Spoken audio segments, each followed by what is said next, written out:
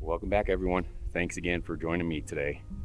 Today's going to be a little bit of a special one here for me and with my NuCanoe. I have my 2026 setup all complete, and I'm going to do a quick rundown and walk through with some of the additions through my good buddy Chris Morgan, who helped me quite a bit to get this thing all set up. I have gone out on the waters a couple times. Really haven't done a whole lot of recording, just testing things out, but let's get at it here. Again, I thank you for coming along and checking this one out, and hopefully this will help a few of you. So let's get at it. All right, so first and foremost, I'm just going to start at the back and go to the front so you can see some of the stuff that I've done here.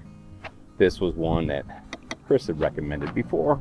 If you've noticed, I actually had the pedal tower here, and everything was done via pedal, but I had so many issues over the years that I'm like, it's time to change it. So I started saving up, and you'll see the piece de resistance at the very front here shortly. But the anchor wizard I put towards the back here, it's actually worked out quite well on the first time I've gone out there.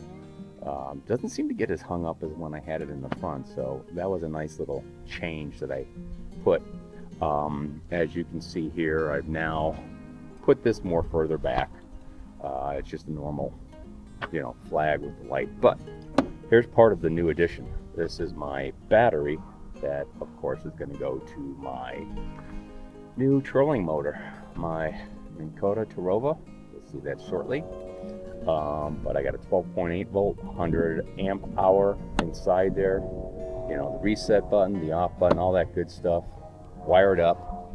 I do have some 12 volt connections here if I want to. We made a change and put the USB port right down here now. And I think that's definitely going to be a little bit better. And that's going to be charging something over here, as you'll see shortly. Of course, I've got my normal black pack, 13 by 16.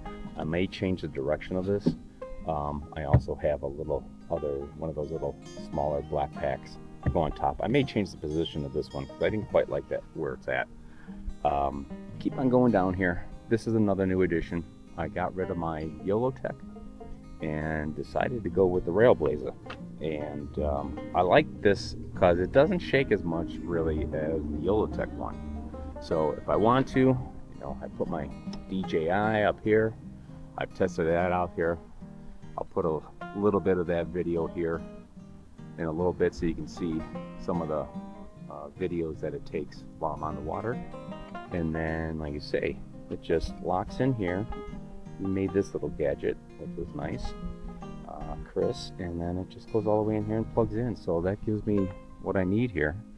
You'll see up here too, I don't have any batteries. I don't need to. This is all the stuff I'm going to have for storing inside there, which is perfect amount for me. I don't want to go crazy on it.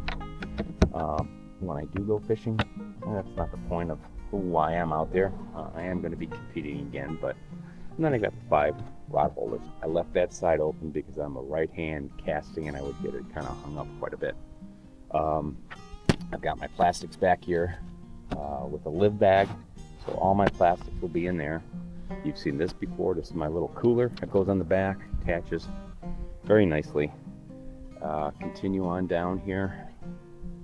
These are must, guys. I'm just telling you right now. I got the thicker one down here and a little bit of a thinner one up top here for my cushion. The seats are great, but they just don't quite do comfortability as when you have this thing on there. And of course, as we all know, it's a swivel. It's swivel all the way around.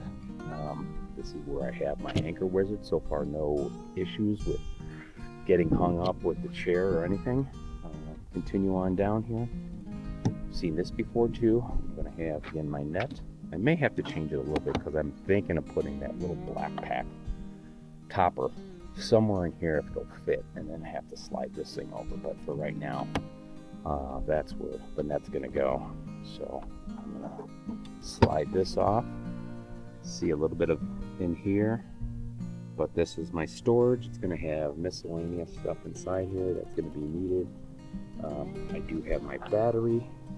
You see over in the corner here where it's going to be charging my Garmin 72, 73 SV Garmin fish finder, And yeah, lock this thing up here, which is kind of nice. Add stuff in there. And as we continue on, again, this is my biggest bad right now. I did test it. Boy, I love it. I can zoom. I think the top speed right now that I was able to push was about 4.2 miles per hour. For me, that's fine. I was looking at it more or less for being able to do the spot lock and all that stuff. So I'm not going to lower it down.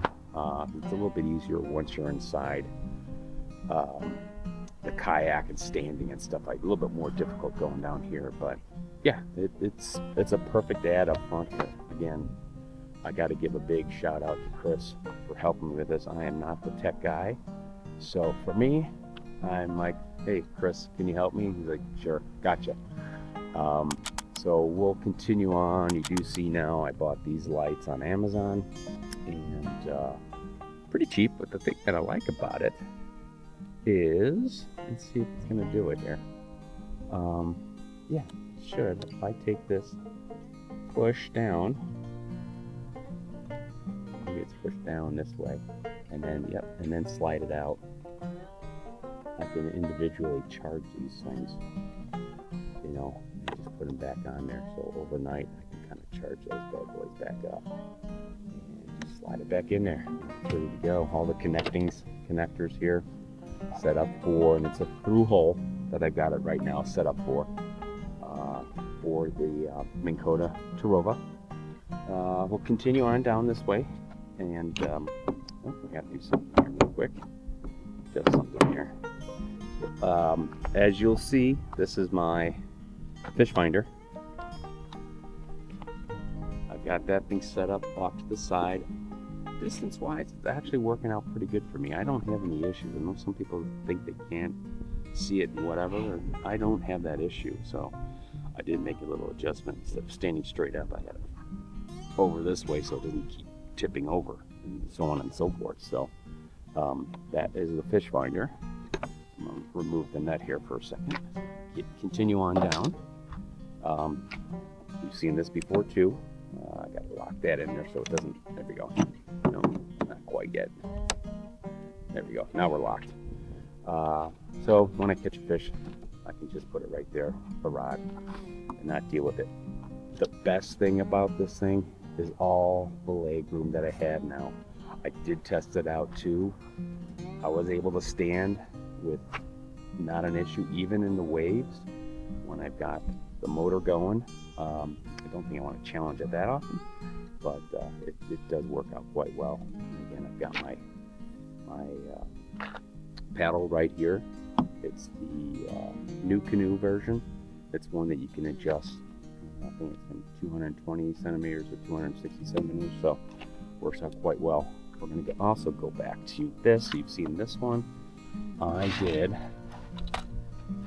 a DIY, of course, and I've added in a bunch of stuff that I can put under my kayak, not get in the way, pull stuff out, anything that's like immediate that I want to get at, do that, and I'll have that, especially on the drives, so it keeps everything kind of locked in there. Come over here now, and I got the side tray bought in, and then my buddy again also made a little extra one here so I can add hooks and so on and so forth. But very nice little gadget here. I can put whatever I want right now. You know, lures, plastics in here. This is magnetic, so if you got some little stick, this can hold a few other things here too. What I've done here too is I've added a couple of these rings here, so that way I can attach very easily stuff that I want. So like right now, this is going to be, unlatch that again so you can see it. You know, got my phone case, my phone. Usually I'll put it up here. Sometimes I'll put it in there, sometimes I'll put it down here. But that's all latched up there. I've also got this latched up so it doesn't move around. So a few other things here too. We'll get back here, and like I say, we've walked through a lot of this stuff already. If you have questions and anything about this, please message me, or put whatever kind of message on this post, and I'll get back to you and answer it. But And then the last thing here too is I've got my, of course, my bump board. I got it through this yak attack piece, the double, and so that way I can just pull this thing up, put that down there, put the net on the other side, and I'm pretty good. So that's kind of my full walkthrough that you see here. And like I say, I'm loving what I've got for this year. Tested it out already, and can't wait to get things going for the season, which starts very, very soon. All right, so that's gonna do it, everyone. Again, my new upgrades, loving it, everything about it. I am definitely looking forward to a good 2026 season, which starts off here in a couple weeks in March.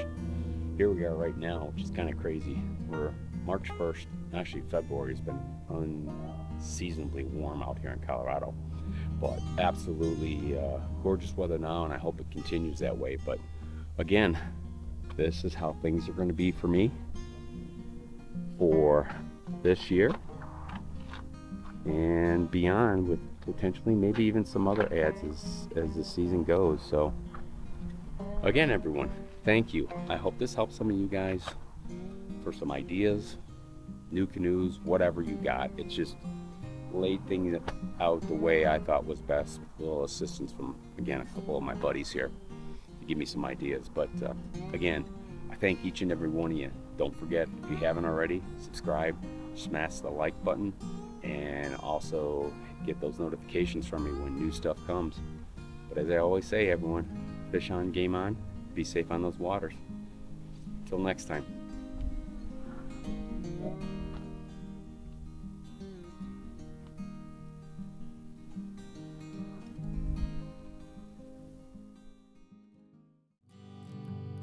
It's been a good day, soaking in the sun's rays, but now it's time to bring in the line and head back to shore. Say goodbye to the waves, you'll always have the memories. The fight was a thrill, though it was just a bluegill. Got tomorrow to catch some more.